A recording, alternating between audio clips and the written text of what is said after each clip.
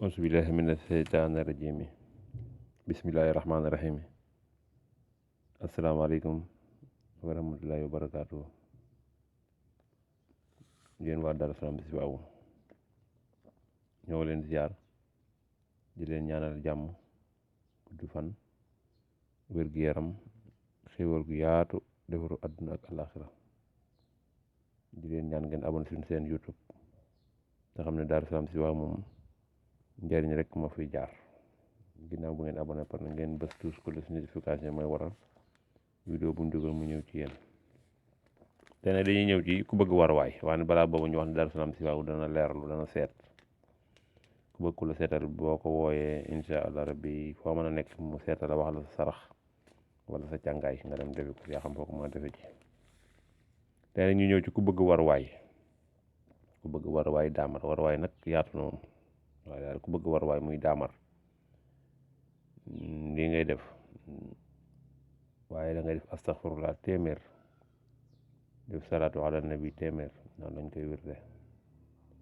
boo ko dee pare nga def ilaafi him 129, nga def yaa latiif 129, nga defaat rexla 129, defaat yaa latiif 129, nga defaat sitaay 129, defaat yaa latiif 129, nga defaat wa sayfi 129, defaat yaa latiif 129.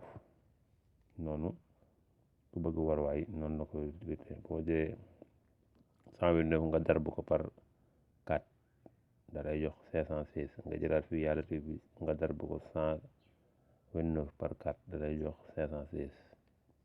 noonu lañ koy liggéeyee.